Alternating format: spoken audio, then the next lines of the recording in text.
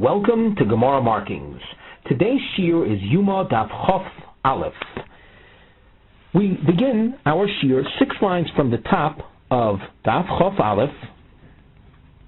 The Gemara opens up with a description of something miraculous in the Beis Hamikdash in terms of the room available for the multitudes for bowing. Bowing was something that would take place in the Beis Hamikdash, and being that there were multitudes, how much room was available? So our Gemara, Omer of Yehuda, Omer Rav, B'shal Yisrael Oilun L'Regel, when the Jews fulfilled their holiday pilgrimage, Oinden Tzfufim, they stood in a crowded fashion. Tzfufim means tightly packed in. Umishtachvim revochim, and they would bow, and there would be a lot of room. Revach means space.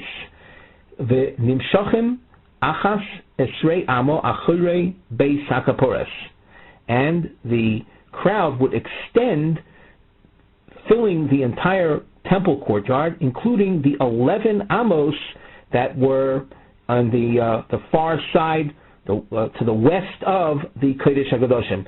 When we learn Maseches Yuma and make references to different structural elements in the Beis Hamikdash, by all means make reference to the Beis Hamikdash diagram that we supplied along with the beginning of the Masechta on Daf Beis. So the comment we just made is not easy to understand, because it says that when they were standing, they were stuffed in, they were packed in. Then when they bowed, there was a lot of room.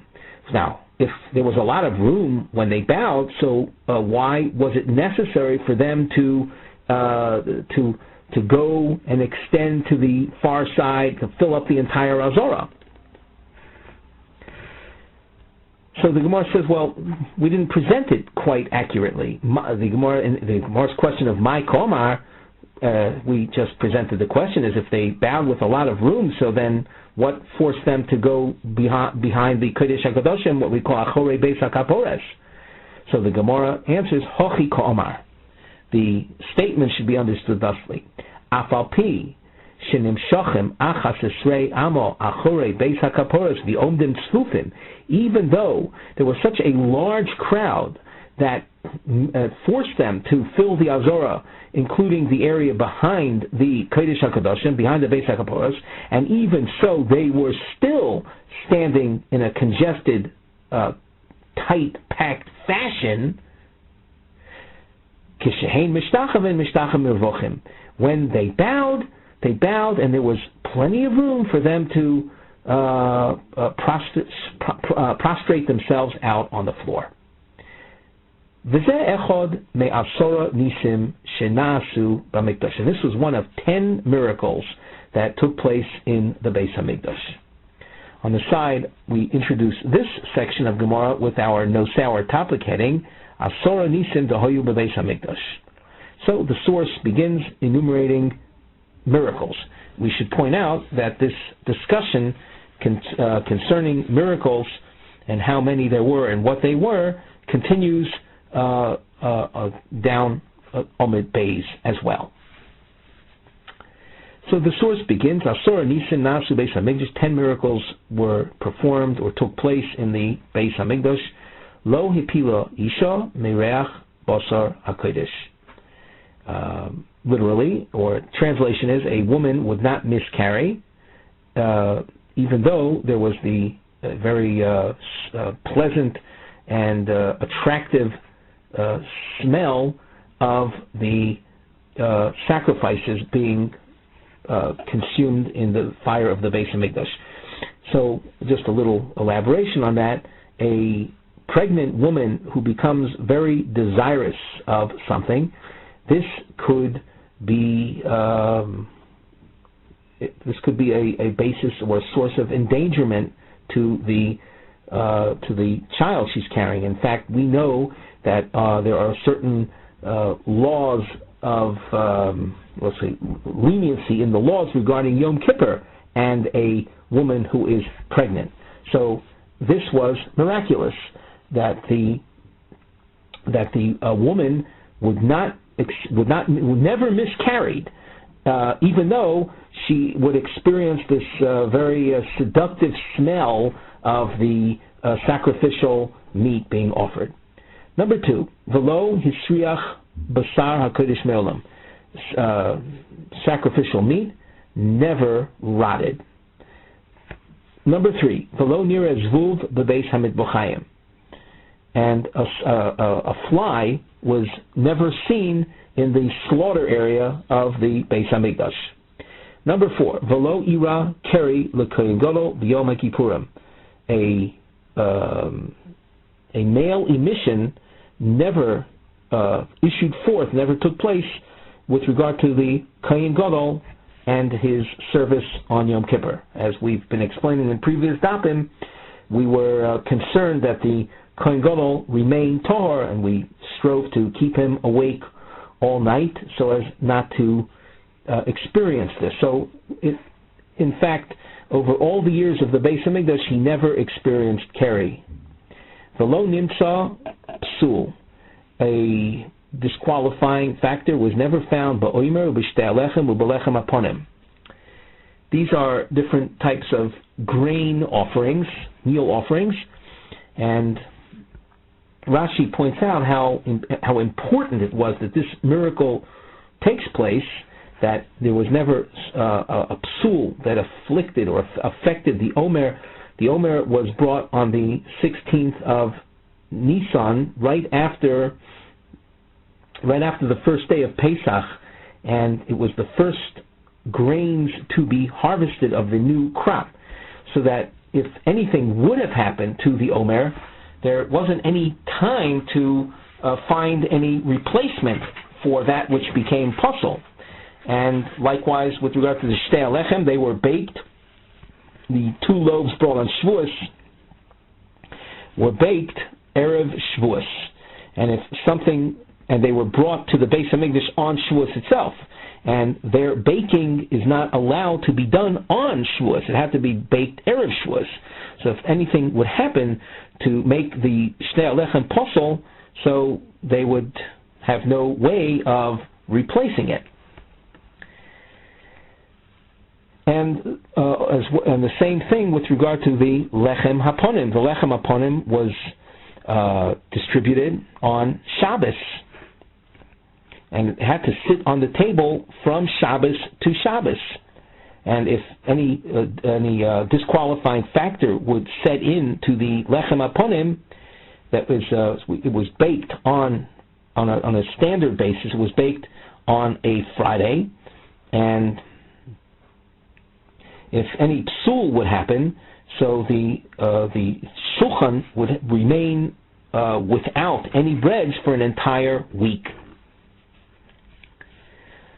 Number 8, oimden tzfufim ushtachar mevochim. This we made reference to before. Even though while standing they were standing very crowded, when they needed to bow, the public was able to bow with space. Number 9, velo hizik nochosh ve'akrov b'Yerushalayim me'olam. Nor snakes nor scorpions ever inflicted damage in Jerusalem. And number 10, v'lo omar odom lechavero tsar li hamokom she'olin b'Yerushalayim. Here's another example of let's say, lack of room. And with regard to Jerusalem, people never said that there was no room for me to sleep, even though we're talking about 3 times a year. The masses of Jews came from all over to celebrate the holiday, the Aliyah Saregel in Yerushalayim. No one ever said that I didn't have any room to sleep. The Gemara now comments on this source.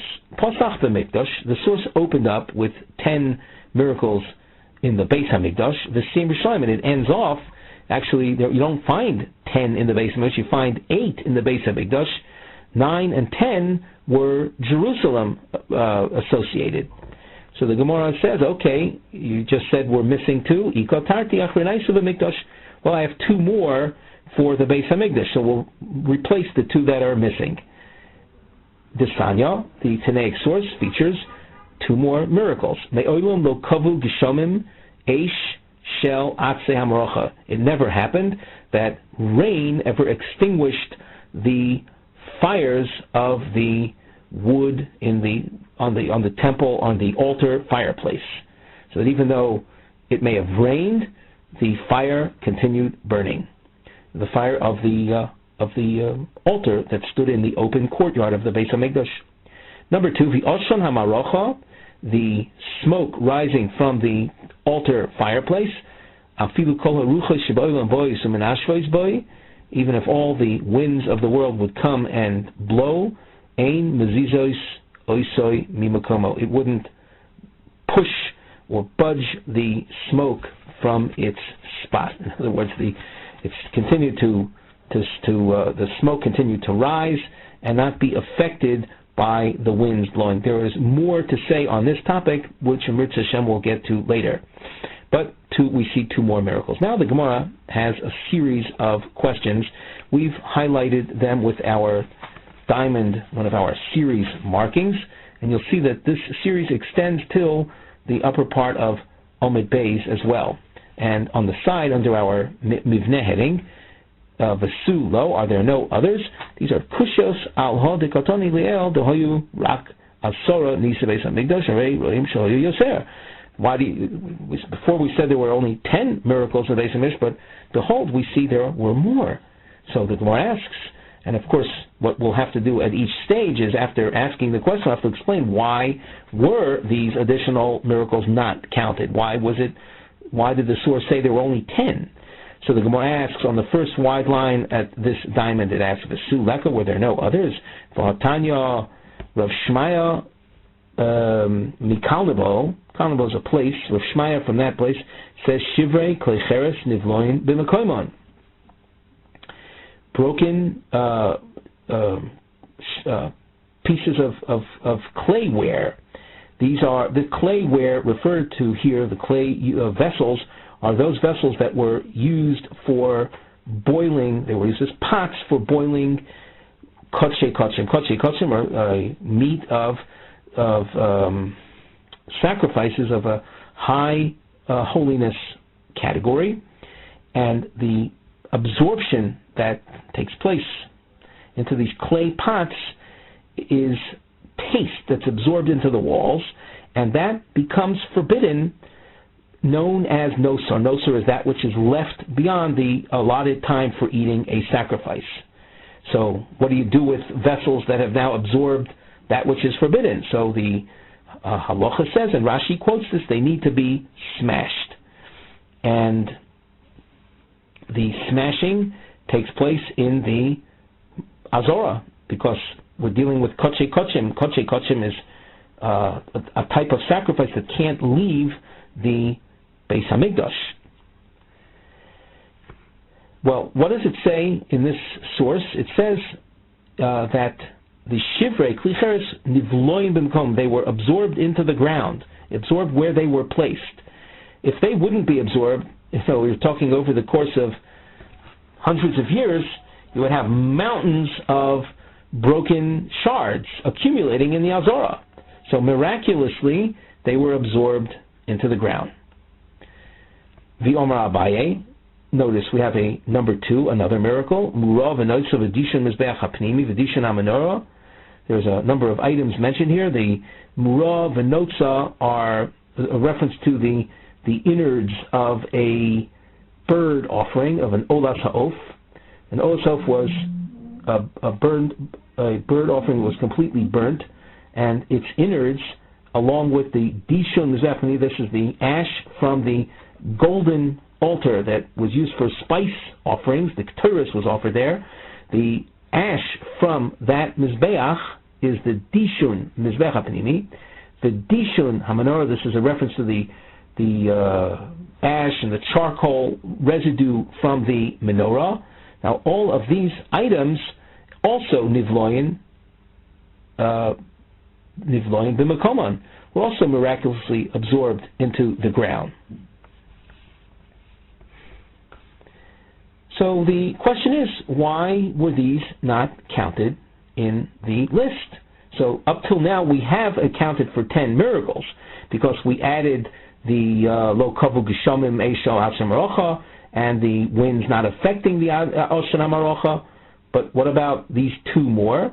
So the Gemara answers, Psuli Tlosahavu. If you use the arrow to the immediate right-hand side of the Gemara, you'll notice a line above where there's a corresponding arrow where it mentions that there was never found a psul in the Oymer Shtei Lechem and Lechem Aponim.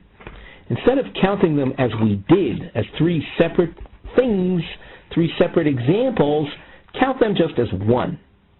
So the psuli tlosahavu. Above we mentioned the psulim as 3 examples. Chashvinu b'chad. Count them as not 3 but as 1. So I'm losing then 2 from that.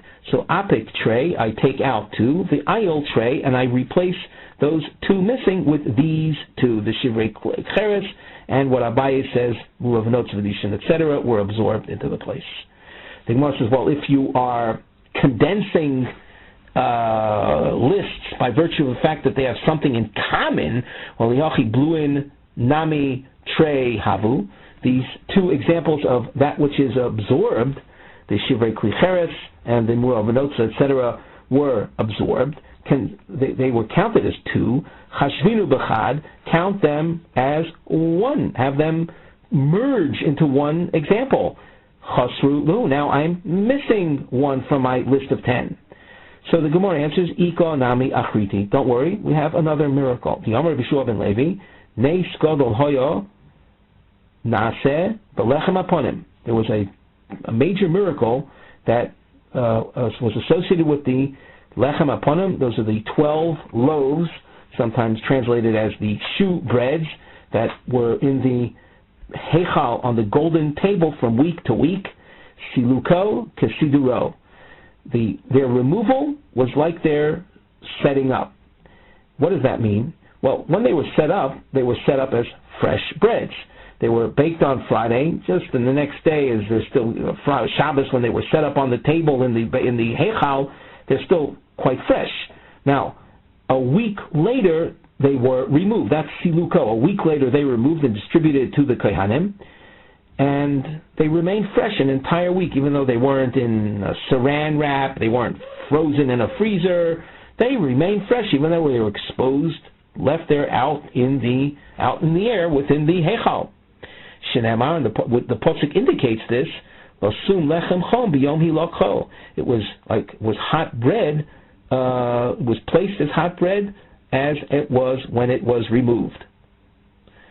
So, if our problem was that we lost 1 from the list because we considered the absorption miracle as only 1 as opposed to 2, replace that missing 1 with this miracle of the lechem aponim. The Gemara asks, V'su lecha, were there no other miracles? V'omer Rabbi Levi, Zeh masoros biyodenu me'avoseinu. Rabbi Levi says that we have the following as a tradition from our forefathers. Mokim oroin eino min hamida. V'omer avnoi, omer Shmuel kruvim benes hoyu omdin. There are 2 miracles here that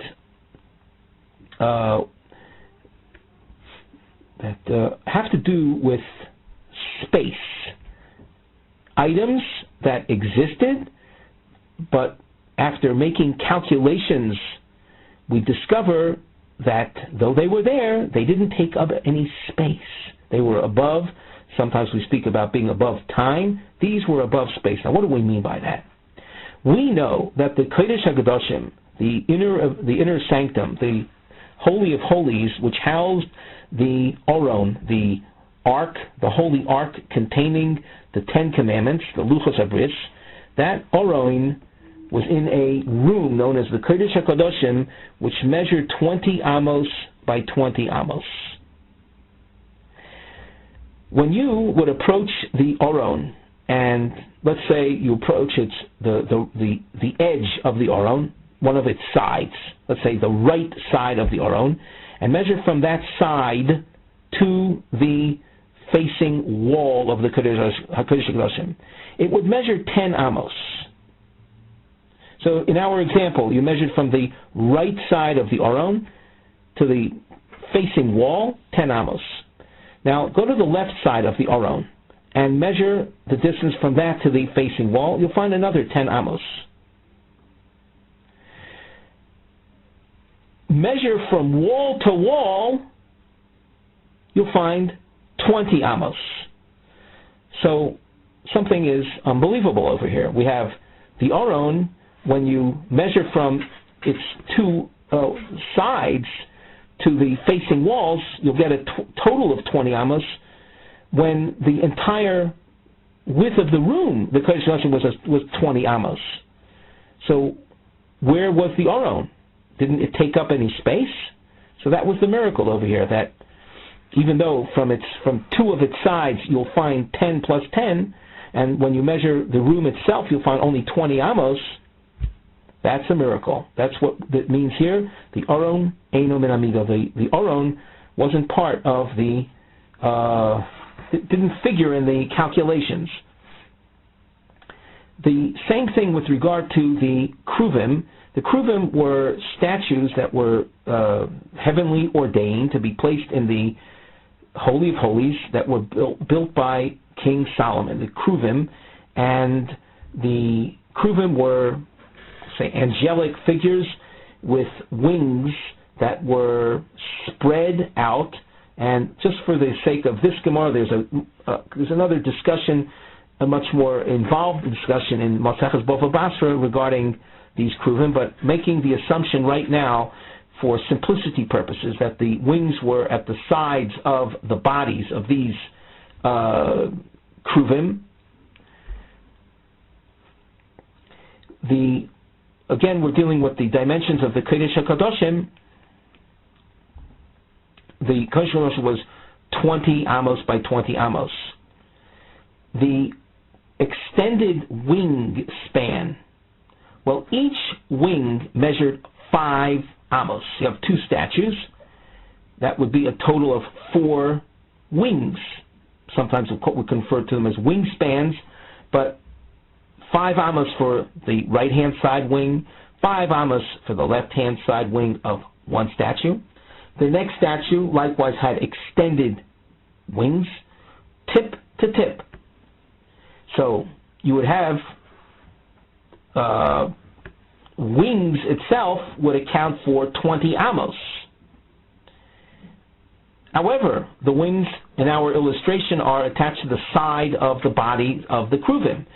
Wouldn't the body thickness or the body width itself add to the dimensions? So if the wings themselves of one Kruv, let's say, take one Kruv for example, the wings accounted for 10 amos, the body itself would account for a little more, let's say. And now I've got these two statues with their wings extended at 180 degrees and are spread across, tip to tip. So you would have to account for more than 20 amos if you want to calculate the body of the statues as well. But yet the Kruvim stood with their wings spread out in a room measuring itself 20 by 20. What about the body spot? So that was a miracle that it doesn't, that even though they were there physically, they didn't take up any space. Just like we said by the Aron, even though it was there physically, it didn't take up any space. The question then is, why are these not added to the list? Why do we come out with 10 and not include these? So the Gemara answers, Nisi de baroi kachoshev, Nisi de gavoy lo kachoshev. Baroi means outside. Outside means in the Azora. Miracles that were associated with the Azora we had mentioned, but miracles that are associated with the inside, Gavoy is the inside, and the Heichal, in this case we're talking about the Kodesh HaKadoshim. In the Kodesh HaKadoshim, those are not miracles that are part of the list. The Gemara asks, well, the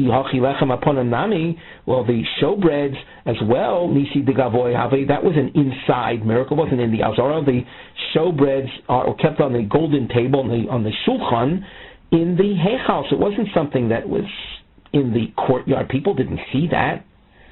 So the Gemara answers, Lechem aponim nisi de baroi. Now we have an answer that lasts a number of lines, So note the long answer marking that takes you down a number of lines down, 6 lines from the top of Amud Beis. So the Gemara says that the Lechem Aponim miracle, in fact, was Nisi Dabaroihu. It was an outside miracle. And what do you mean by that? The Yoma Reish Lakish. My Dichtiv. Now, here, in order to get to the punchline, the Gemara gives you background. So we quote a pasuk. It says, Al Hashulchan HaTahor. The golden table of the Beis Hamikdash is described as the golden table that is tahor. Now, when you say that something is pure, it indicates tahor v'chlal shu tamei. It indicates that it's something that could become defiled. The potential for defilement is there. We continue at the top of Amud Beis. Now, when you're dealing with vessels and defilement, there are rules that are associated. Not every vessel is actually subject to defilement. Amongst the qualifications, or restrictions or limitations, involves what the Gemara here refers to as a kli eitz ha'osu l'nachasu, a wooden vessel. Now the shulchan, we mentioned it was gold. It was coated in gold. It was basically a wooden table. It was coated in gold. It was as such, it's a kli eitz. It's a wooden vessel. Ha'osu l'nachas means it's made for non-movement. It's made to remain in its place. The whole kli eitz ha'osu l'nachas. It's not. In other words, it's not portable. It's not designed to be portable. Let's say it's a kli eitz ha'osu l'nachas. It's a wooden vessel made to be kept in its spot. And the rule is eino mekabel tuma. The chotzetz b'fnei hatuma. It is something that does not absorb tuma, and if it's placed in a position where it blocks off tuma, it can, in fact, block tuma from, let's say, passing from one room to another. If you have a kli eitz ha'osu l'nachas blocking the passageway from one room to another, since it itself doesn't absorb tuma, it doesn't serve as a conduit of tuma either. So it's chotzetz b'fnei tuma. So what does the pasuk mean when it describes the shulchan as being tor, when it seems that it's a kli eitz ha'osu l'nachas? It's not a portable table. Elam alamed. So the pasuk tells us that there is an element of portability to it. It's not really osu l'nachas. The pasuk teaches us from the fact that it refers to it as tor shemagbiin oisei leili regolim. They would actually lift up the shulchan with the lechem aponim on it during the holidays, when the Olei Regolim, when the pilgrimage took place. Olei Regolim literally was those that rose by foot to Yerushalayim, the pilgrimage time. They would pick up the table and show it to those outside. Remember, we are answering a question right now. How can you say that the miracle regarding the lechem aponim was a baroi, an external courtyard-related miracle, when the shulchan was in the heichal? So here we're explaining. They would pick up the table with the breads on it, bring it to the doorway leading into the heichal, although say door leading to the azora, and show the people the breads. The omrim lahem. Behold your belovedness in the presence of the Almighty. Shesiluko kesiduro. The bread upon its removal is like it was when it was set up, i.e., warm and fresh. Shenema losun lechem chom biyom hilakho. We saw this pasuk quoted earlier. So that shows us that the nace of the lechem aponim deserved to be in the list, and we saw it listed as such.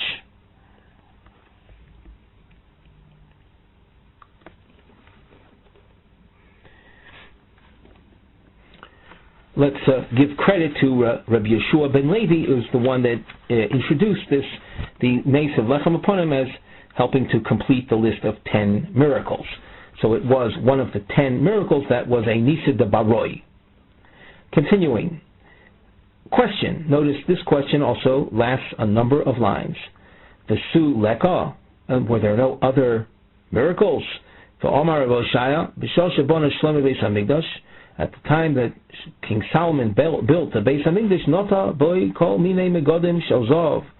He planted all kinds of delicacies or trees that were gold. In other words, the expression that money doesn't grow on trees, well, that it might be true, but not necessarily always true.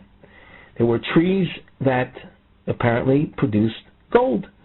So hayu motziin perosein bizmanon, they would produce their fruits on time and in their season. Uksharuach menasheves bohen noshen, and when the wind blew, the fruits would fall off. Shenamar yirash kalavonon pirio. Now Rashi explains on the third line from the top, yirash kalavonon pirio. Yirash, Yirash has to do with making noise. Yirash pirosh Yisrael, keperi halavonon.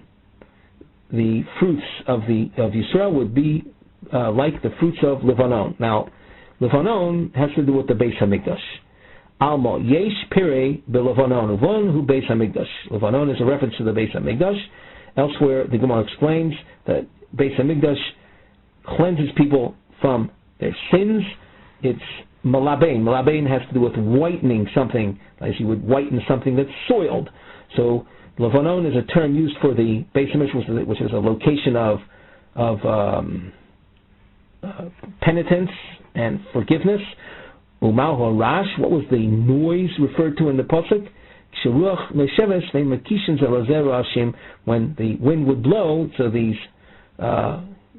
fruits, apparently these golden fruits, would bang one on the other, and rashim v'nishmakol, that would produce the metallic impact of one item on another would produce a noise.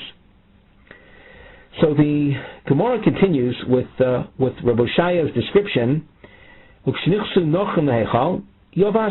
the plunderers of the Beis Hamikdash, the Nochrim, the Gentiles, the idol worshippers entered the Beis Hamikdash, they dried out.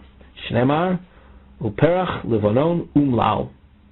That pasuk indicates that those fruits cease to appear. The Osid HaKadosh Baruch Hu La'Ziron, the Kadosh Baruch Hu will restore them. Shnemar Porach Tifach V'Sogel Af Gilas V'Ranein Kevod Halavonon Itan Law. So that pasuk is talking about some time in the future when they will come back. So the question is, what about this? Gold trees producing golden fruits. Why is not mentioned as one of the miracles? The Gemara answers, Nisi de Kavi lo kochoshiv. Rashi says, the Kavi kavuin v'oimdim tomid b'mkomer. Something was permanently affixed in its spot. That was the case of trees with their golden fruits. They were permanently affixed there, so they weren't mentioned in the list. That wasn't what we were interested in mentioning, something that's a nes kavua. The Gemara points out, now that we've come up with this explanation for why these golden trees weren't mentioned, well, the issue of the Oron Ukruvim Nami, we were asking, what about the Oron Ukruvim miracle? We have a little star to the right-hand side of the Gemara text. You can see that this is referring you back to Omid Aleph, 4 lines from the bottom, where the Gemara had raised this issue of Oron and Kruvim. Why not mention them as being part of the miracle?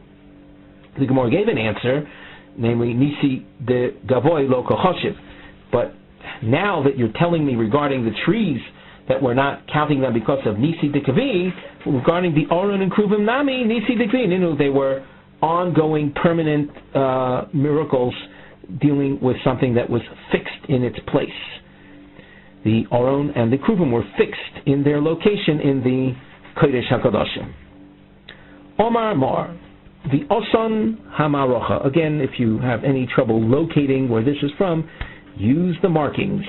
An arrow indicating to look back at Omid Aleph, you skim down the page, the Omid Aleph page, find an arrow indicating Omid Beis, and you will see, second to last narrow line of the Gemara, that there were these miracles concerning the smoke rising from the altar. The Gemara asks, Umi have Oshem b'Marocha? Said there was a miracle concerning the smoke rising from the fireplace, but who says there was smoke in the first place? Tanya, the following source features 5 points. Notice the next line at the end of the line says the Eino Ma'alosh, and there was no smoke. And we're dealing here with the Marocha. So what does it say in the source? 5 points were made concerning the fire of the altar, Marocha, fireplace. Revutza Kari, it crouched like a lion. Now, Rashi says on the first narrow line, Revutza Kari, Gachelis Shinoflu Min HaShamayim, B'mei Shlomo, there was a coal that fell from the heavens. In the time of Shlomo, time of King Solomon, who built the first Beis HaMikdash, V'oisa al Mizbeach, and it remained on the altar, Ad Sheba Menashe V'Sukkah. This coal, and it was a hot coal that sat there for hundreds of years. Menashe was a king in the latter part of the first temple. It stood there until he came along and removed it. So it looked like a crouching lion. That's one description. Uvora kechama, it was clear and intense like the sun. The yesh bo mamash, the fire of the marocha had substance to it. That's something that's quite miraculous. A pillar of fire, generally, if you can put your finger right through the flame of a candle, can't you? Probably not so in the case of the fire rising from the marocha. It had substance to it. Number 4, v'ocheles lachem kiveshin. It was able to consume wet wood as it is easy to consume dry wood. Yeveshim is dry. And number 5, v'eino ma'aloshan. No smoke came forth from the Eish of the Marocha. So no smoke came forth from it. So how can you tell us about a miracle affecting the smoke when there was no smoke to begin with? My answer is ki ko'amrinon b'dehedya. When we say that there was smoke, but nevertheless there was also a miracle associated with the smoke, that's referring to the fire that was supplied by us, as opposed to a heavenly based fire. Desanya, the Brisa elaborates on this point. That's a posuk which says that the sons of Aaron placed fire on the altar. Even though there was fire that came from heavens, we described it already. It was a heavenly fire. Mitzvah lahavi min hayot. There nevertheless is a mitzvah, an obligation for the commoner, for the human being, to provide fire as well. So you have a possible, let's say, a conceptual idea represented here, where it's true that the Almighty produces miracles, but as far as our daily existence, we don't rely on miracles. We have to do something on our own. That's, again, an idea that you could expand upon based on this source.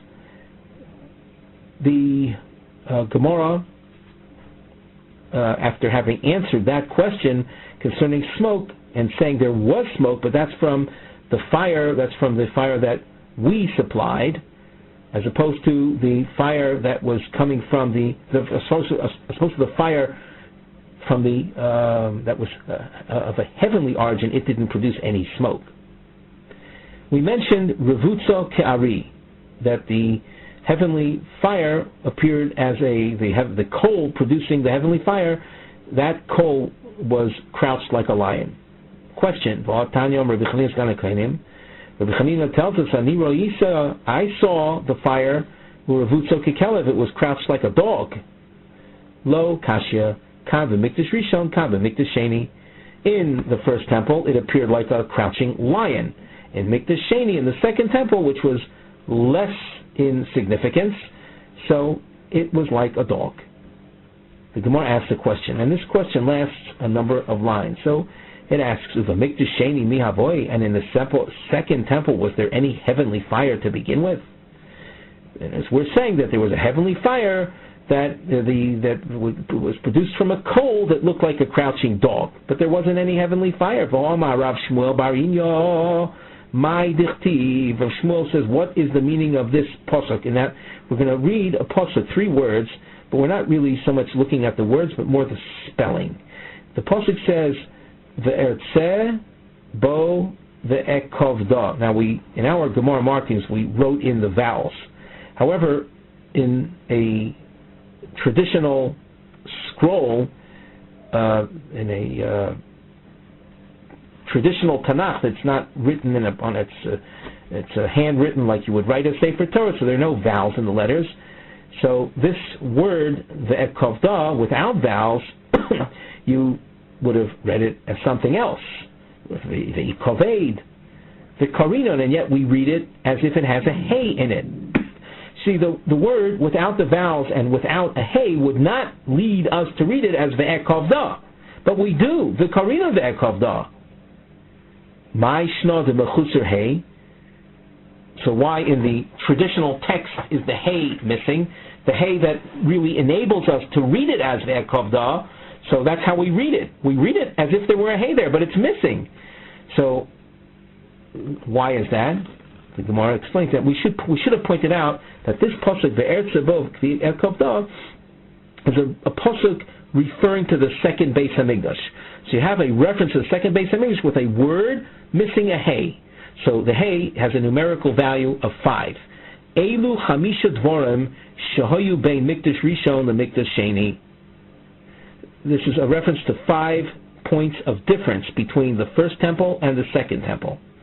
The Eluhain, and the following are the 5 points that we have to focus on the main question, and we use a dashed underline. See, point number 2 is relevant to our discussion. Well, what were the 5 differences? The Eluhain, Aron v'kapora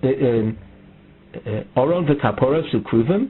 The first temple had the holy ark in it with its golden cover and angel figures attached to that. The Aish and fire, meaning heavenly fire, was present in the first Beis Hamikdash and not in the second Beis Hamikdash. Ushchina. Shchina is a reference to a divine presence. Again, that's a somewhat abstract idea, but it was missing in the second temple. The Ruach HaKodesh, a divine spirit, which is something, let's say, similar in a manner of speaking to prophecy, and the Urim, the Tumim.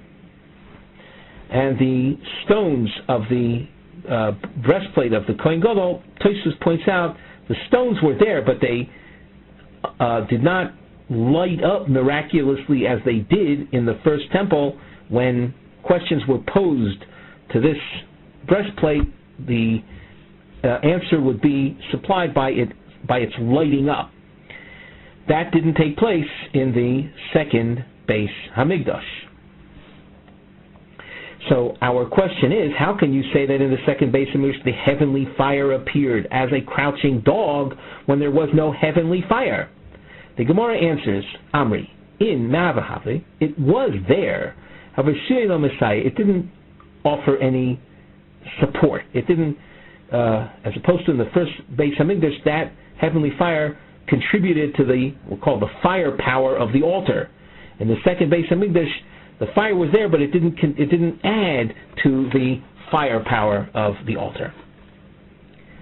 We continue with a new topic. We mentioned fire, so in connection with fire, the topic on the side we have Sheish Eishos Hain. There were 6 types of fire. Sheish Eishos Hain. Yesh Oicheles V'Eino Shoise, and what we should point out that we'll present the list, and then the Gemara elaborates as we go on. So there were 6 types of fire. Yesh Oicheles V'Eino Shoise. There's a type of fire that consumes but doesn't drink, it doesn't tolerate water. There's a kind of fire that will not be affected by water, but it doesn't burn things up. There's a kind of fire that does both. It consumes and it consumes items, it burns up items, and it drinks water too. In other words, water won't affect it. There's a type of fire that will consume wet fuel as if it were dry, as it does dry wood. There's a type of fire that pushes other fires away. And there's a kind of fire that will consume other fires. Now, a lot of this needs explanation. So we go over the list. There is a fire that consumes, that burns, but it doesn't drink. In other words, it doesn't stand up against water. Hadidon, that's common fire. Common fire burns things up, but it will be extinguished by water. A fire that drinks but doesn't consume, that's dechol. And here you need a little imagination. Imagine a feverish individual. A feverish individual needs to drink a lot, but the person remains intact. A fire that burns and also absorbs water, drinks water, so to speak, that's the Elio. That's the fire in the time of the prophet Elio.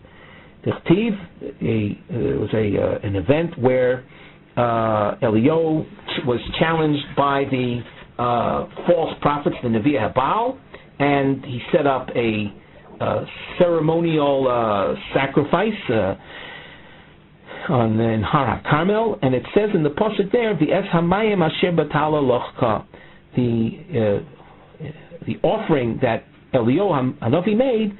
What happened was a fire descended from heaven, and it consumed the water. He was trying to make a point opposite, or to defeat the false prophets.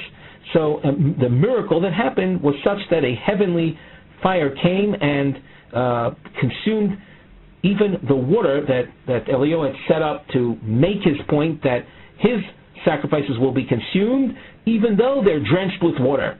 So that there was a moat of water that he poured, that he set up around his sacrifices. The heavenly fire in that particular miraculous incident consumed the water as well. So it consumed the sacrifice that Elio offered, plus the water that he had set up to increase the level of miracle and certainty that he was correct. The fourth fire, that we saw before, that's the Marocha. That was the fire of the Marocha. It was one of the 5 things that we pointed out before concerning the Eish of the Marocha. Yesh Eish, Doiche Eish. You have a case of a fire pushing aside another fire. Zed Di Gavriel.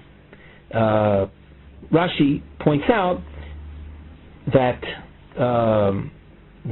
Gabriel is the name of an angel.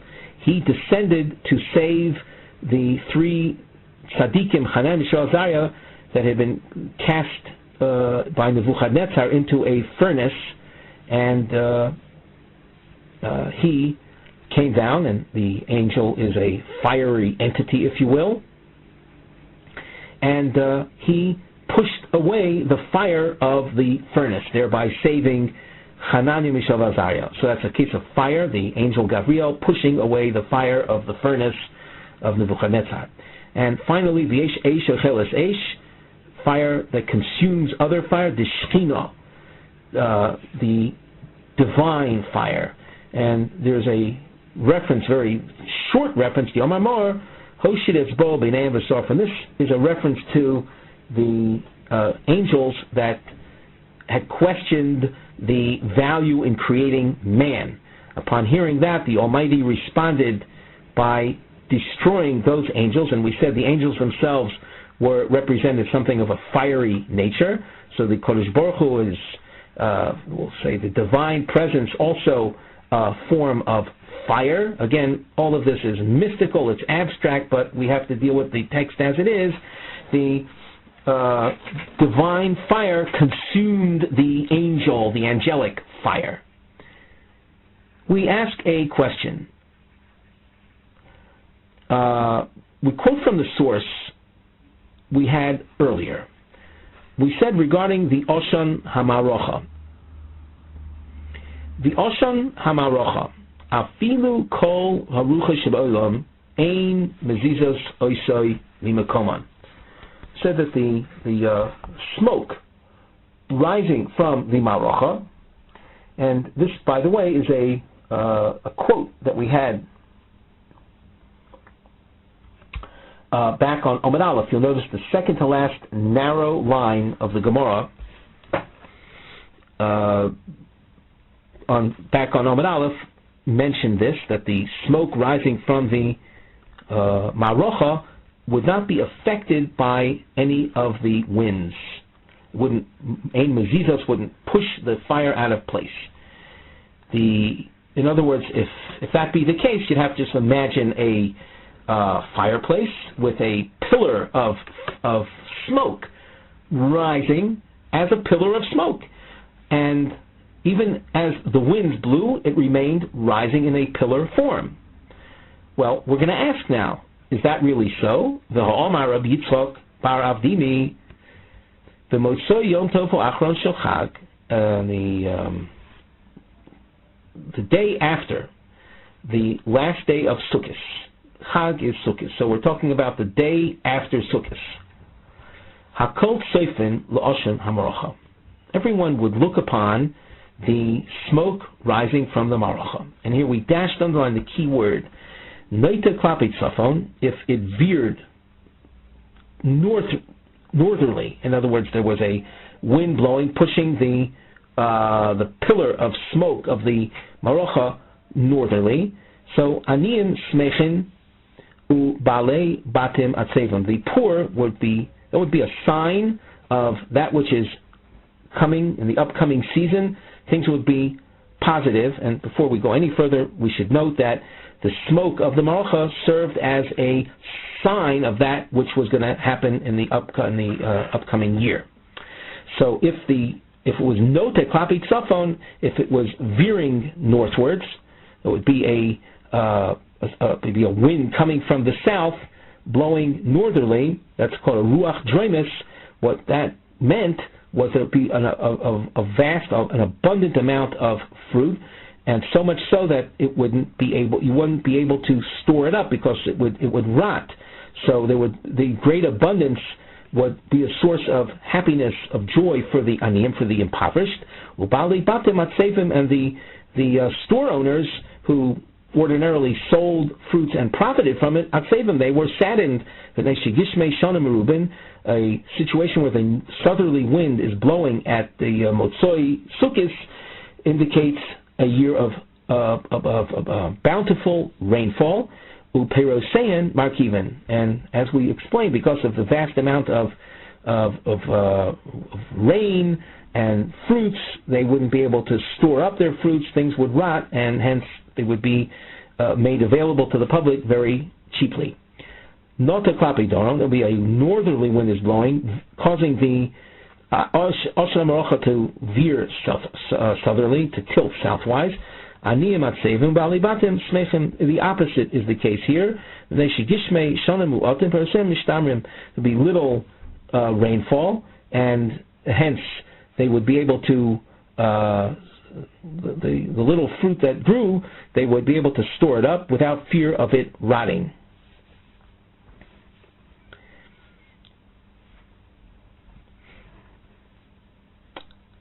Noto klapi mizrach akol smechem. If the pillar veered eastward, now veering eastward would be a function of the west wind blowing, so everyone was happy. Klape marov hakol atzevin. If it would veer westward, that's a function of the east wind blowing. Hakol atzevin, and that's a function of things. The eastern wind caused things to dry out, and everyone would be saddened by that. When the western wind blew, as we say, it was not the klape mizrach, everyone was happy. It was a type of, it was called a balanced wind, and would bring a proper amount of rain, not so much so that would cause the produce to rot, and enough for the store owners to profit as well. The question, though, has been asked: how can you say that there was a miracle that all the winds would blow and it wouldn't mezizes oisei mimekaimai, when you see here that the Halashon did veer in different directions, and people waited to see which direction it would veer to know what kind of season, what kind of year was ahead of them. So the Gemara answers that the ozil v'osi kedikli v'avduri lo hava mivdar. There was a miracle here, namely the pillar of smoke did tilt in different directions. However, it didn't. Avduri means scatter. Avduri lo hava mivdar. It didn't scatter. That's a miracle, that the smoke rose as a beam. If you can imagine maybe you're familiar with a search beam that you see sometimes at night. It appears as a pillar of light that is moving and tilted in different directions. So that's what this pillar of smoke appeared as. It was even in the face of winds, it remained as a pillar, but it did veer in different directions as a pillar. Omar more. Now we're going to discuss, we're going to bring into question some of the points we made before just now regarding the smoke serving as a sign of what the year was going to bring. So Omar Mar, Klape Mizrach Akol Smechen, Klape Marav Akol Atzevim. We said that if it veers eastward, means a westerly wind, everyone was happy. If it was once again, if it was a westerly wind, everyone was happy. Klape Marav means an easterly wind, so everyone was saddened because it dries everything out. So now we ask, you have to pay attention in this Gemara to that which we've written in between the lines, and especially that which we dashed underline. So we raise a question. Now we have a source for Aminu. This source will feature the different kinds of winds. There is that which needs to be emphasized and that which needs to be de-emphasized. We're going to try to do that with our markings and the use of brackets.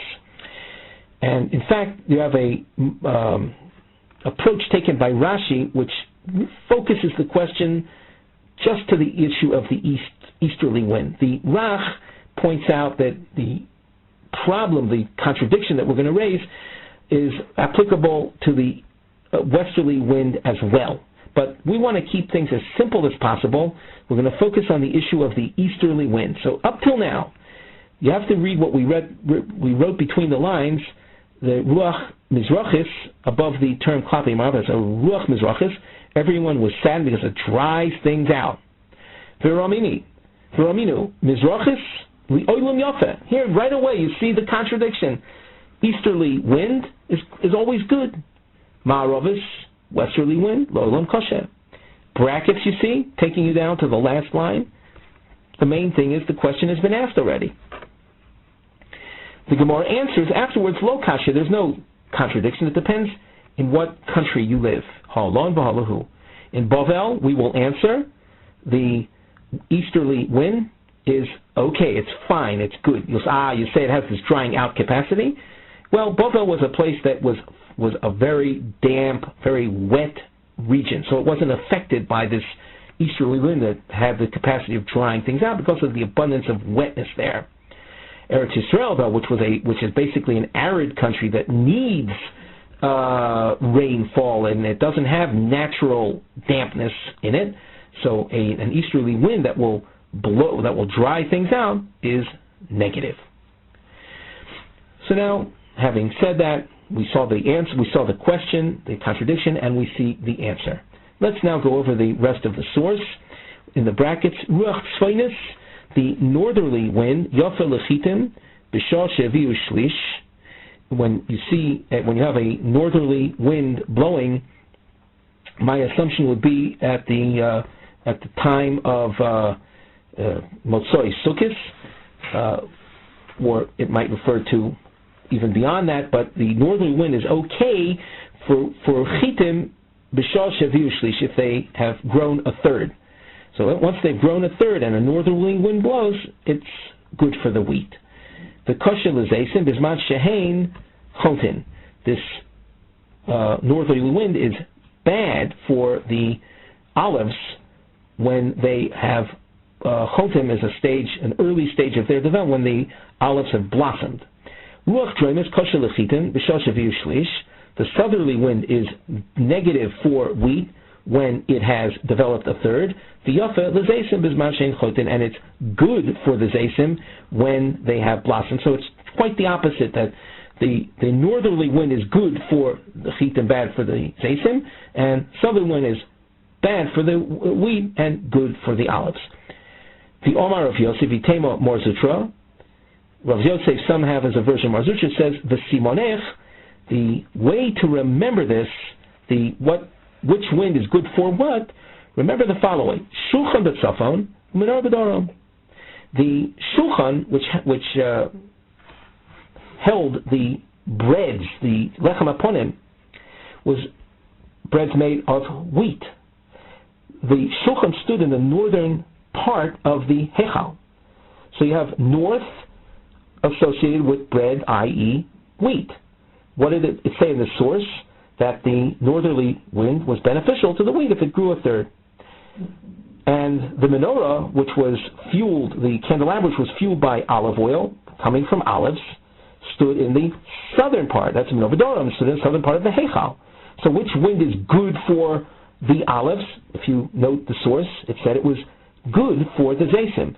In our markings, we double underlined the word yafet to draw your attention to what is good for what. So the southern one is good for the olives. The menorah, which was fueled by olive oil, stood in the southern part of the Hechal. Hai marba didei, v'hai marba didei. Marba means grows or raises. Namely, the northerly wind is good for that which is in the north. Namely, the shulchan is good for the chita. And the southern wind will raise the olives which were associated with the menorah that stood in the south. And as we mentioned before, as far as the issue of the contradiction regarding the easterly wind, lo kashya halon v'halahu, for the Bnei Bavel, it was good, it was okay, it was not injurious, and for the Bnei Eretz Yisrael, it was injurious. This is the conclusion of the first parak of Yuma, and before we conclude, just let us remind you, if you wish to be in touch with us, we can be reached at gmarkings@gmail.com. With that, we conclude our Shiur for today.